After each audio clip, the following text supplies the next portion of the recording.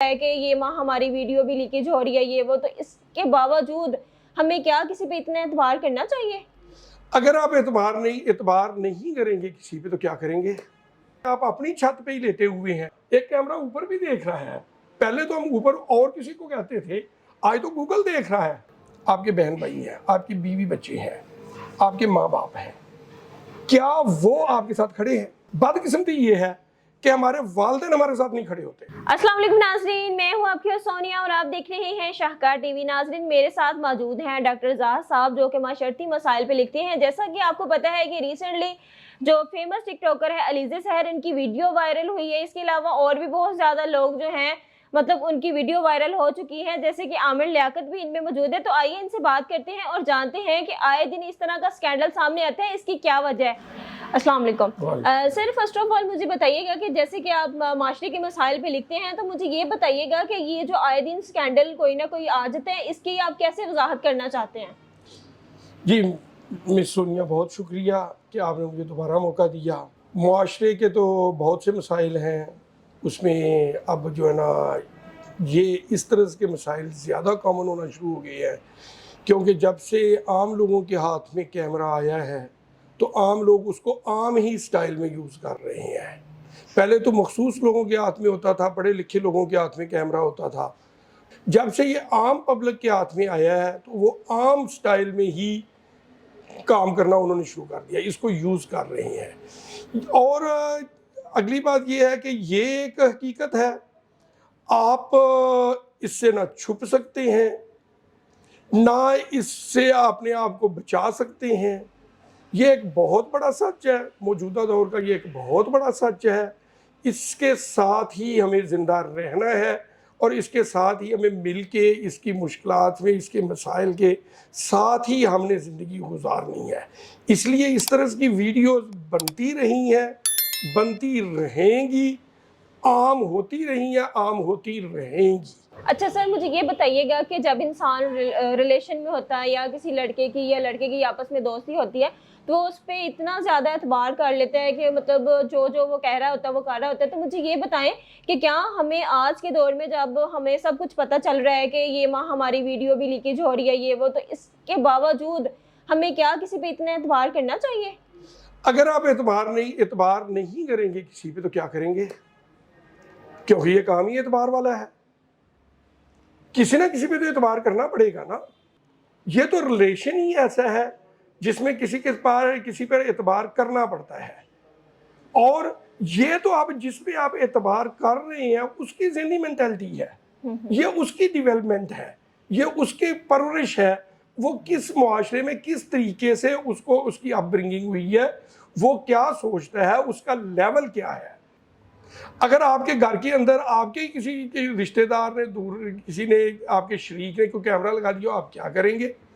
آپ باہر نکل رہے ہیں، آپ اپنی چھت پہ ہی لیٹے ہوئے ہیں، ایک کیمرہ اوپر بھی دیکھ رہا ہے۔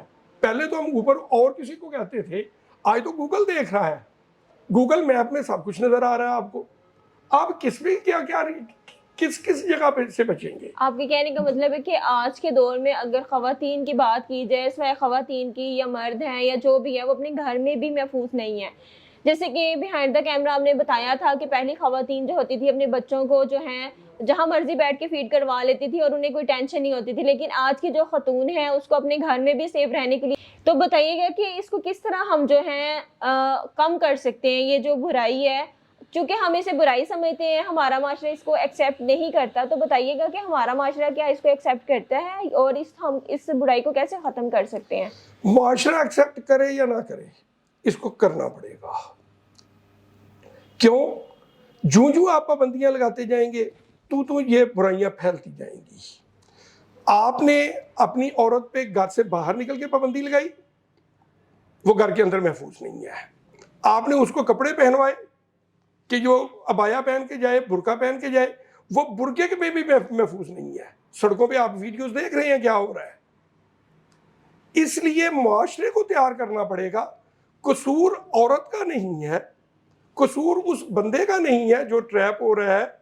اگرچہ اس کو کچھ اپنی احتیاط کرنی چاہیے، یہ نہیں کہ وہ بالکل ہی آزاد ہو جائے، لیکن قصور اس معاشرے کا ہے جس کو آپ ڈیولپ صحیح طریقے سے نہیں کر سکے. یہی معاشرہ تھا آج سے 40-50 سال پہلے. لاہور کی مار روڈ پہ لڑکیاں اسکرٹ پہن کے پھرا کرتی تھیں, آج کیوں نہیں چلا سکتی؟ یہ کوشچن ہے جو آپ نے مینشن کیا ہے.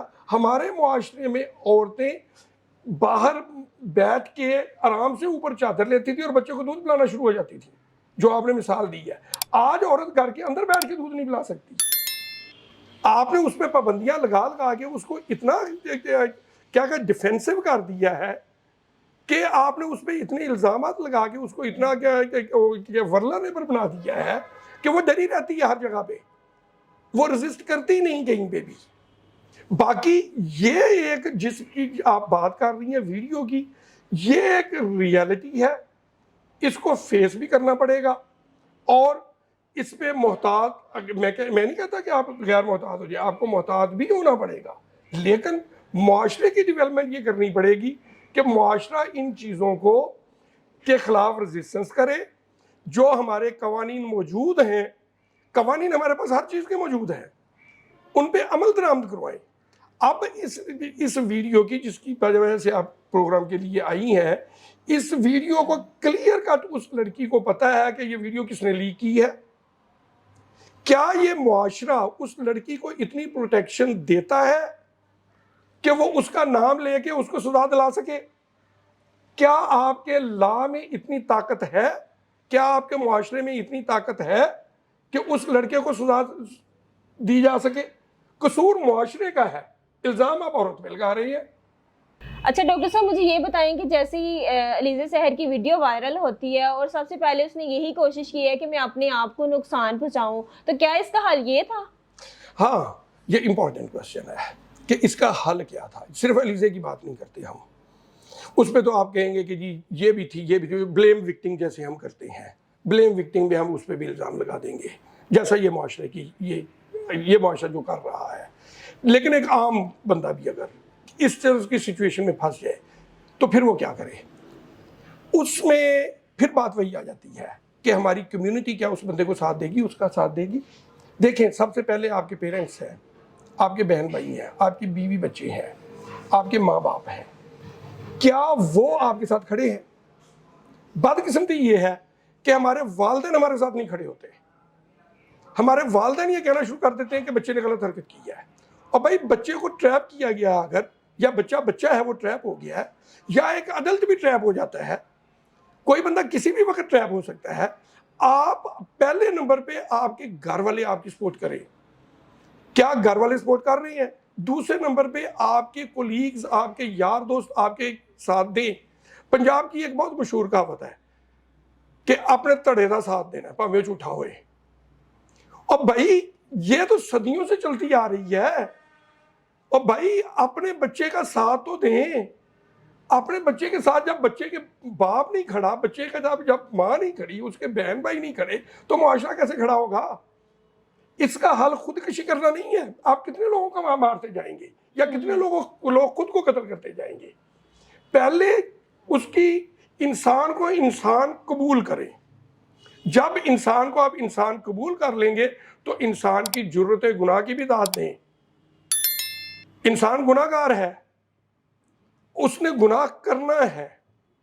اس گناہ کے بعد اگر وہ شرمندگی اس میں آ رہی ہے تو اس کو مزید شرمندہ کر کے اس کو خودکشی تک لے جانا, یہ آپ کے گھر والوں کا, آپ کے معاشرے کا قصور ہے.